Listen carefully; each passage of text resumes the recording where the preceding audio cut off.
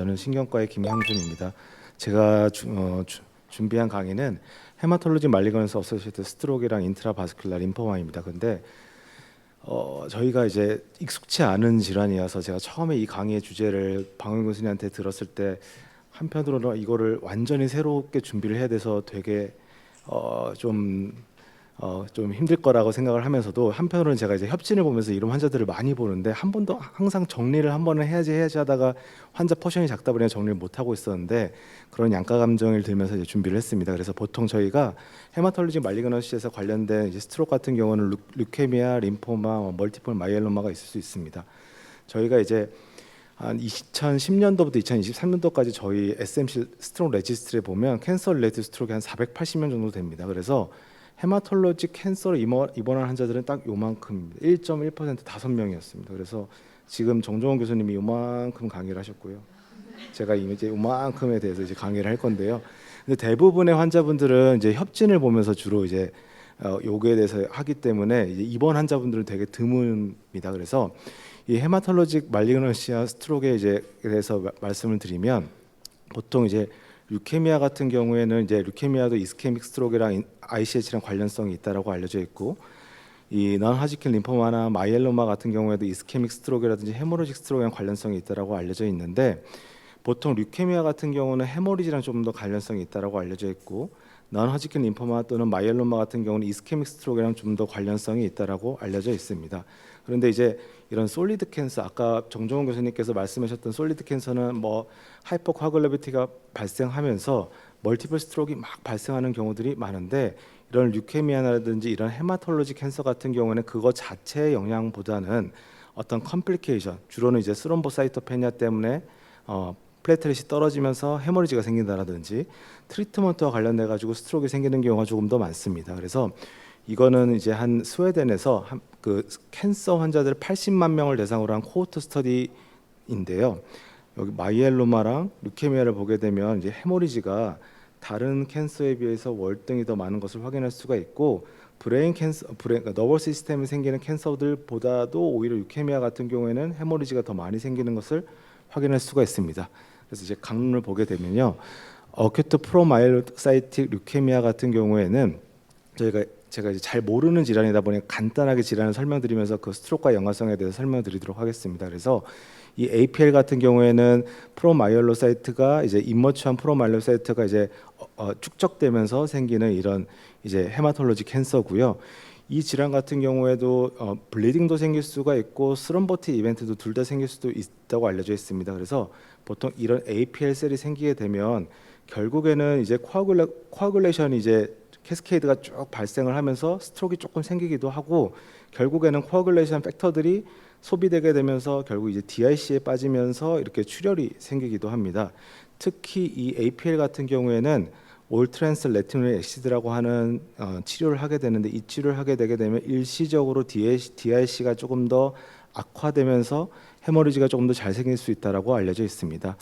AML 같은 경우에는 여기 이렇게 이제 임머추한 이제 화이트 블러드 셀이 점점 프로리퍼레이션 되면서 이제 생기는 질환이라고 알려져 있고요.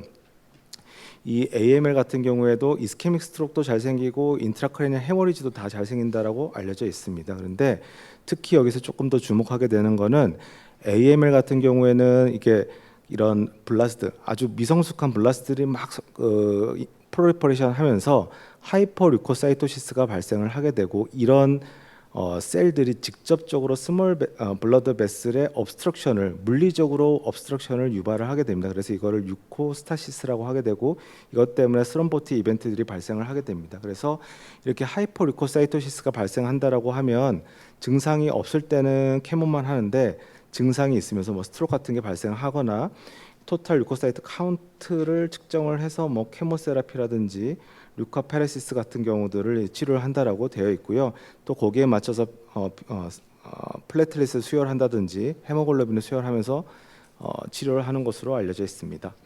ALL 같은 경우에는 여기 보면 림포블라스트가 이제 저렇게 이런 분화가 되지 않은 림포블라스트가 점점 프로리퍼레이션 되면서 생기는 질환으로 알려져 있고요. 이 경우에는 이제 이거 자체 ALL 자체로는 스트로크 리스크가 증가되지는 않는 것으로 알려져 있습니다. 그런데 이 ALL 같은 경우는 아스파라지네이즈라고 하는 약물을 투약을 하게 되고, 이 약물을 투약하게 되면 이것도 또한 이 코아굴레이션 패스웨이를 자극을 하게 되면서 하이퍼 코아굴러빌리티가 생기고, 약 자체가 엔도셀리아 인주리를 발생하면서 스럼보시스가 또 발생을 할 수 있다라고 알려져 있습니다. 그래서 이 환자 ALL 환자들한테서 아스파라지네스 베이스드 세라피를 하는 경우에는 이렇게 베너스 스럼보 엠볼리즘이 더 증가할 수 있다. 근데 이거 같은 경우 프로필락시스를 한 환자들과 프로필락시스를 하지 않은 환자들 간에 이런 차이가 있을 수 있다라고 알려져 있고요. 그래서 때로는 환자들과 혈전의 병력이 있다라든지 여러 리스크 팩터가 있으면 프로필락시스하게 약물을 투약하는 것을 권장을 하기도 합니다. MDS 같은 경우에는 저희가 이제 아예 초기부터 헤마토포이틱 스템셀부터 해서 분화가 잘 안 돼서 어떻게 보면 사이토페니아가 생긴다든지 이제 본메로 디스플라지아가 생기는 것으로 알려져 있고요. 보통 MDS 같은 경우는 전체 셀이 잘 다 형성이 잘 안 되는 거고, 에이플라스틱 아네미아 같은 경우는 여기 두 개에서 잘 형성이 되지 않으면서 에리스로사이트가 잘 형성이 되지 않고 플레텔릿 카운트가 적어지는 차이가 저희가 보통 학생 때 이렇게 야마로 보통 배우게 됩니다. 그래서 MDS 같은 경우에서도 이제 스롬보 엠볼리 컴플리케이션도 잘 생긴다라고 알려져 있지만, 스롬보사이토페니아가 잘 생기면서 이렇게 출혈도 잘 생긴다라고 알려져 있고요. 보통 MDS 같은 경우에는 결국에는 하이리스크 MDS 같은 경우는 AML로 생길 수가 있기 때문에 시타라핀이라든지 안스라사이클린을 쓰게 되면서, 이런 케모를 쓰게 되면 요게 또 결국에는 그러니까 스롬보사이토페니아를 일으키거나 DIC를 일으키면서 블리딩이 잘 생길 수 있다라고 알려져 있습니다. CLL 같은 경우에는 이게 이렇게 여기에 보면 이제 머처된 B 림포사이트가 점점 슬로우하게 이제 프로 리포션 되면서 이런 페리페랄 블러드라든지 본메로 림프노드 같은 데에서 이런 데 축적이 되게 됩니다. 그렇게 되는 질환으로 알려져 있고요. CLL 같은 경우에는 아주 천천히 크로닉하게 점점 진행하는 질환으로 알려져 있고, 처음엔 증상이 잘 발생하지 않은 것으로 알려져 있고요. 스트로크 같은 경우에도 확 처음부터 뭐 비스코시티라든지 하이퍼 코아귤러빌리티가 증가되면서 그렇게 스트로크가 생기는 게 아니고, 보통은 크로닉하게 로우 그레이드 인플라메이션이 생기고, 그것 때문에 아세로가 진행된다든지 엔도셀리아 셀의 디스펑션이 생기면서 그와 관련돼서 스트로크가 좀 생길 수 있다라고 알려져 있습니다. CLL 같은 경우에도 이브루티닙이라고 하는 이렇게 브루톤스 티로신 카이네즈 이니비터를 보통 쓰게 되는데, 이게 퍼스트 라인 트리트먼트라고 알려져 있고, 이 약 같은 경우는 APB의 리스크 팩터라고 알려져 있어서 이렇게 이제 이 약을 쓰는 군과 컨트롤 군과 서로 비교를 했을 때는 APB의 리스크가 점점 증가하는 것을 여러 논문들을 통해서 보고가 되었습니다. 이 멀티플 마이엘로마 같은 경우에는 플라즈마 셀에서 이제 업노말 플라즈마 셀이 프로리퍼레이션 되면서 모노클로랄 임무노글로불린 같은 경우를 엑세시블리하게 많이 과도하게 이제 생산을 하게 되는 그런 질환으로 알려져 있고요. 이 멀티플 마이엘로마 같은 경우는 스트로크의 기전이 보통 솔리드 캔서랑 좀 비슷합니다. 그래서 베너스 스롬보시스도 잘 생기고, 그러니까 결국에는 하이퍼 코아글로벨리티가 생기면서 베너스 스롬보시스도 잘 생기고, 아테리아 스롬보시스도 잘 생기고, 코로나리 세레브럴 이스키미아도 좀 잘 생긴다라고 알려져 있고요. 이런 멀티플 마이엘로마에서는 레날리도마이드라고 하는 약을 이제 덱사랑 같이 쓰면 이런 환자들한테서 또 특별하게 이스케믹 스트로크가 더 잘 생긴다라고 알려져 있습니다. 그리고 이제 이 멀티플 마이엘로마는 카파 라이트 체인 타입과 그다음에 감마 라이트 체인 타입이 있는데, 이런 카파 라이트 체인 타입에서는 스트로크의 리스크가 조금 더 잘 생길 수 있다라고 알려져 있습니다. 이 레날리도마이드 같은 경우에는 이것도 또한 이제 플레텔릿 어그레이션을 프로모션 시키고, 그 다음에 코아굴레이션 팩터들을 액티베이션 시키면서 스롬보시스가 잘 생긴다라고 알려져 있고요. 보통 이렇게 멀티플 마이엘로마에서 이런 약을 쓰고 덱사를 쓰는 경우에는 컨커미턴트하게 안티코아굴런트 세라피를 같이 하는 것으로 알려져 있어 보통 아스피린을 같이 투약을 한다고 하더라고요. 그렇고 지금 저희 병원에서도 보통 이렇게 약물을 투약하는 경우에는 아스피린을 거의 동시에 쓰는 경우가 많다라고 알려져 있습니다. 그리고 이런 경우 이 국내 보고인데요. 이 멀티플 마이엘로마의 자체의 하이퍼 비스코시티 때문에 저희가 보통 이제 베너스 스럼보시스도 잘 생기고 이스케믹 스트로크도 잘 생긴다라고 알려져 있는데 3만 국건 이게 이제 저희 심평원 자료로 해가지고 3만 7천 명을 봤을 때 베너스 스럼보 엠볼리즘이 생기는 환자들은 5.1%, 이스케믹 스트로크가 생기는 환자들은 6.3%가 보고된 바가 있습니다. 그리고 이런 이 환자들한테서 스트로크가 생기는 리스크를 보게 되면 아까 말씀드렸다시피 카파 체인을 갖고 있는 경우에 스트로크 조금 더 유의하게 스트로크 환자들한테서 조금 더 높게 알려져 있고요. 이 멀티플 마이엘로마 환자들한테서는 이런 스테이지가 있는데 스테이지가 높을수록 또 스트로크가 더 잘 생기는 것으로 알려져 있습니다. 그래서 이것도 베너스 엠볼리즘 같은 경우에도 이 리스크 팩터 이 스코어라고 해가지고 멀티플 마이엘로마 환자들은 워낙 베너스 스럼보 엠볼리즘이 잘 생기기 때문에 그들만의 또 스코어가 이미 만들어져 있고 그 스코어에 따라서도 이렇게 서로 베너스 스럼보 엠볼리즘 인시던스가 서로 다른 것을 확인할 수가 있고요. 나이에 따라서도 서로 다르게 보고가 되어 있었습니다.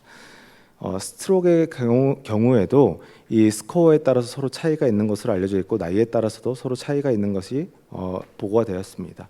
허지킨 림포마 같은 경우에는 이렇게 이 림프노드라든지 림파틱 티슈에 림포마가 이제 말리그넌트 림포마가 이제 생기는 것으로 알려져 있고 특징적으로는 이제 리드 스턴버그 셀이라고 하는 게 있는 게 이런 허지킨 림포마의 특징이라고 알려져 있습니다. 그래서 보통은 주변에 있는 림프노드에 따라서 서비칼, 메디아스틴의 스플래닉 쪽으로 이제 컨티뉴어스하게 스프레딩 되는 것으로 알려져 있고 대부분은 아주 큐어 레이트가 높고 거의 80에서 90% 환자들이 큐어 레이트가 높기 때문에 이 환자들 같은 경우에는 만약 스트로크가 생긴다라고 하면 이미 환자 이런 림포마는 다 치료됐는데 스트로크 때문에 요양병원이나 재활병원에 입원해 있는 상태가 벌어질 수 있는 환자들입니다.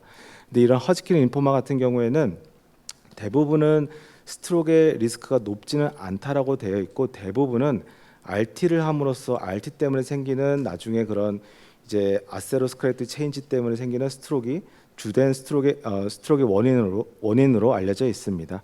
그래서 이 5년 동안 허지킨 림포마로 서바이벌한 환자들을 대상으로 했을 때 메디아스테넬이랑 넥 라디에이션을 한 환자들이 이런 스트로크 리스크가 증가되는 것을 확인할 수가 있습니다.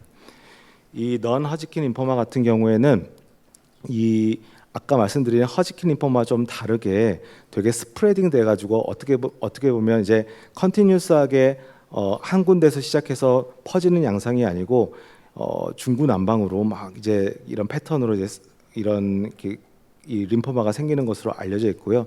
주로는 이제 면역 결핍 환자들한테 잘 생기는 것으로 알려져 있습니다. 가장 잘 알려져 있는 타입으로는 우리가 보통 디퓨즈 라지 B셀 림포마 또는 폴리큘러 림포마 등이 있는 것으로 알려져 있고요. 이 경우에는 이것도 또한 이 멀티플 마이엘로마랑 비슷하게 솔리드 캔서처럼 하이퍼 쿼글러빌리티도 생기고 이런 림포마 자체가 블러드 베슬을 인베이딩하면서도 직접적으로 스트로크도 생기게 되고 MBT도 생기고 이런 식으로 또는 캔서 어소시에이트 트리트먼트랑 관련해서도 스트로크가 잘 생긴다라고 알려져 있습니다.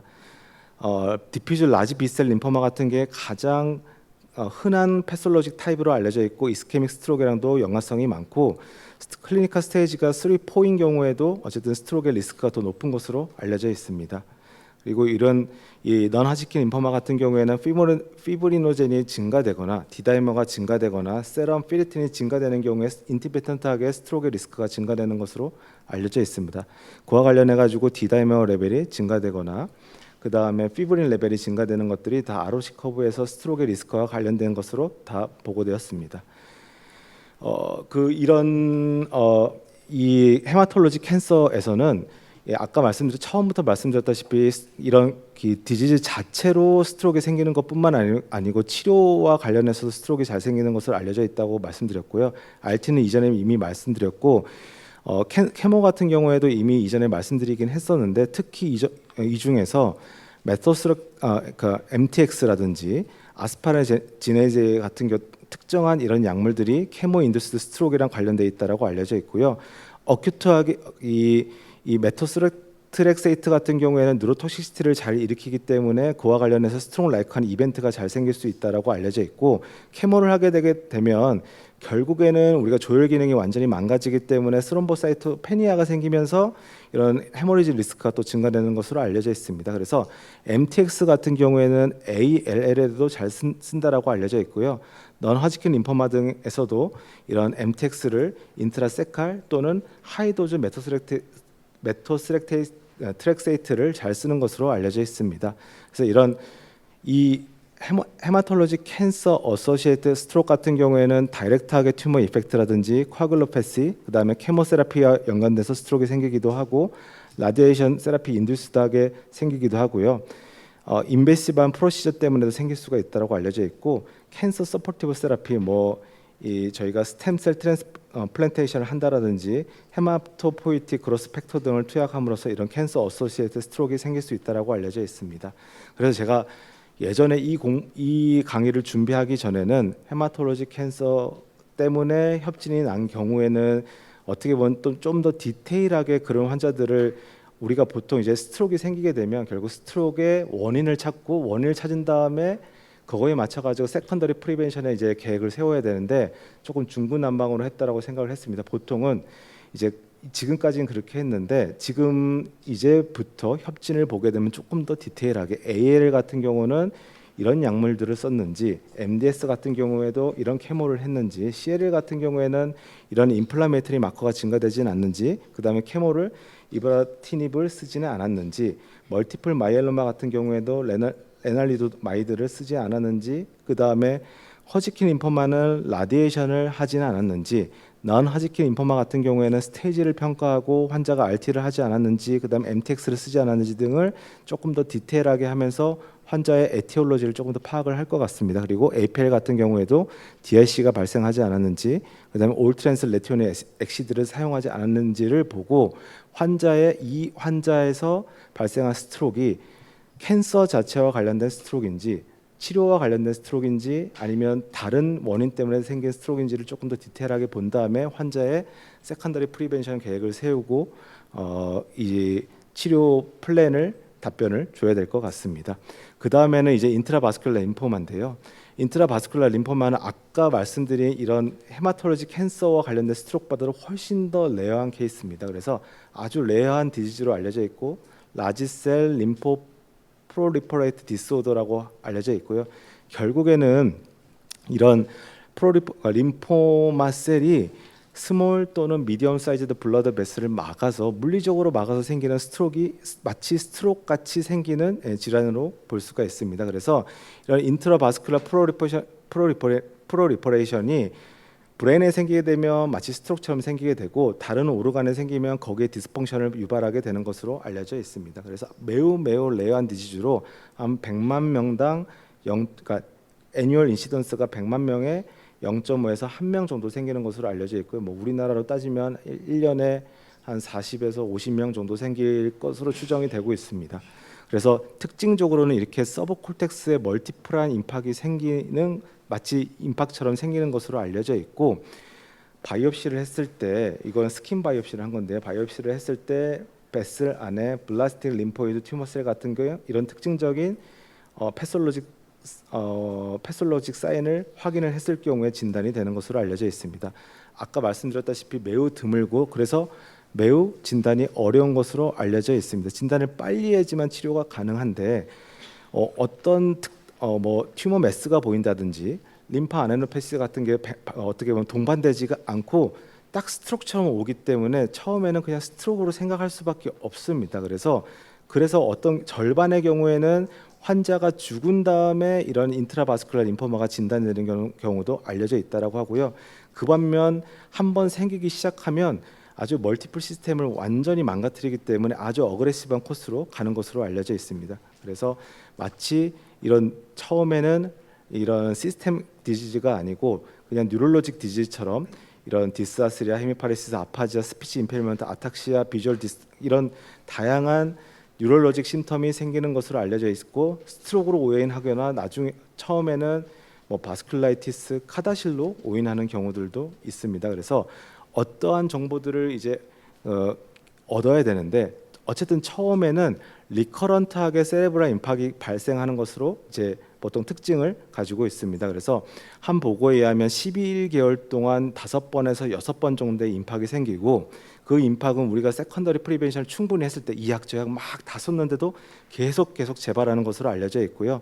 커그니티브 임페어먼트가 발생한다든지 경련을 하는 경우도 있고, 그다음에 환자는 MRI를 찍으면 멀티 에이지 임팍이 반복적으로 관찰되는 것을 확인할 수 있습니다. 그래서 이게 11개월 동안 5번인가 오는 환자의 케이스 리포트를 본 건데요. 이렇게 임팍이 처음에 서브 콜텍스로 왔고, 그 다음에 또 왔더니 좀 초반에 다른 데도 또 조금씩 병변들이 보이고, 또 찍었더니 또 다른 데도 병변이 마치 스트로크 같이 서브 콜텍스의 라쿠나 임팍 또는 이런 식으로 서브 콜텍스의 임팍들이 반복적으로 보여서 나중에 스킨 바이옵시를 했더니 인트라바스큘라 림포마가 진단된 이런 케이스 리포트가 있었습니다. 그리고 이 인트라바스큘라 림포마는 아시안 타입과 웨스턴 타입이 있는데, 웨스턴 타입은 피부를 침범을 해서 피부의 바이옵시를 통해서 진단이 가능한데, 아시안 타입 같은 경우는 보통 이제 헤모파고사이틱 신드롬이라고 해가지고 보통 본메로를 인볼브하기 때문에 브레인을 직접적으로 바이옵시를 해야지만 진단이 되는 경우들도 있고, 아시안 타입이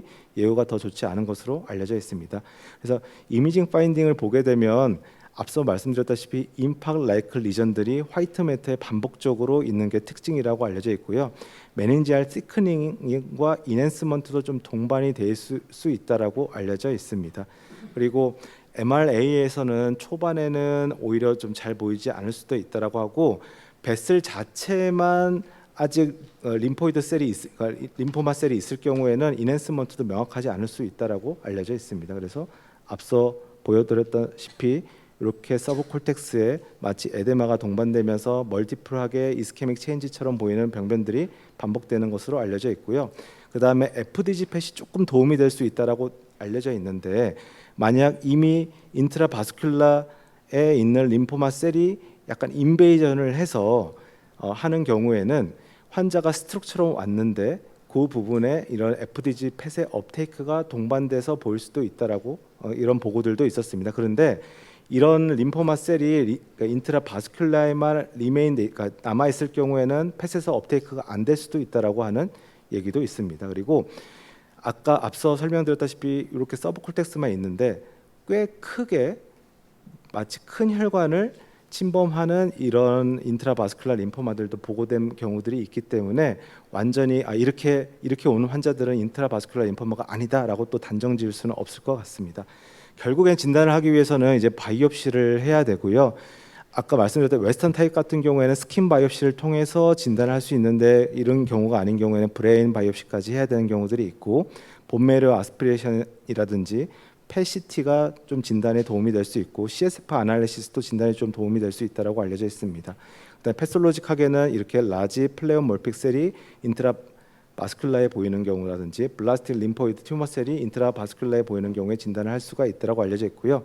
랩 같은 경우에는 LDH가 증가되어 있거나 ESR, CRP가 증가되어 있고, 그다음에 솔로브 IL2 리셉터가 증가되어 있거나 베타2 마이크로글로빈이 증가되어 있으면서 아네미아 또는 플레이틀릿 카운트가 감소되고, 그다음에 CSF에서는 프로테인 레벨이 증가되거나 IL6, IL10이 증가되는 경우에 이런 인트라바스큘라 림포마를 좀 의심해 볼 수가 있습니다. 그래서 치료는 처음에는 안스라사이클린 베이스드 멀티 에이전트 케모를 해보고, 그다음에 알촉 같은 경우를 해볼 수 있다라고 하고, CNS 프로필렉시스를 위해서 이제 MTX를 인트라세칼로 하는 경우들도 있다라고 알려져 있습니다. 예후는 매우 안 좋다고 알려져 있고, 메디안 서바이벌이 5에서 7개월이라고 알려져 있습니다. 거의 70% 환자들이 돌아가시는 경우로 알려져 있기 때문에 빨리 진단을 해야지만 그나마 조금 더 메디안 서바이벌 기간을 늘릴 수 있다라고 알려져 있어서, 결국에는 좀 좋은 예후를 갖기 위해서 빨리 진단하는 수밖에 없습니다. 그래서 빨리 의심하는 수밖에 없습니다.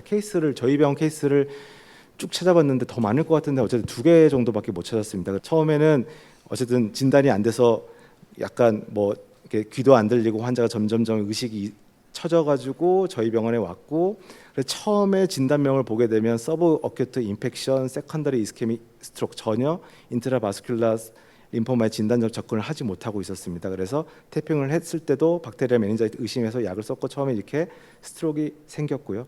그 다음에 한 열흘 뒤에 생겼더니 조금 더 이렇게 디퓨전 병변들이 증가되고, 처음에는 인핸스먼트가 없었는데 그 열흘 뒤에 했더니 이렇게 인핸스먼트가 조금씩 보이기 시작을 했습니다. 그 다음에 결국에는 진단이 되지 않아서 한 달 만에 브레인 바이옵시를 해서 진단을 했고 3월 10일 날 익스파이어를 했습니다. 그래서 이게 아주 프로그레시브하게 진행이 돼서 환자는 폐까지 침범을 하면서 돌아가시는 환자들이고요. 이분은 64세 남자 환자분이 2017년도인데 이분 같은 경우는 경련을 해서 왔고 정말 이렇게 경련을 해서 다른 병원에 입원을 하다가 저희 병원으로 전원이 됐고 처음에 저희 병원에서 검사를 했을 때 이 서브콜텍스에 이렇게 이스케믹 체인지가 있었고 이때 먼저 이미 인핸스먼트가 보였습니다.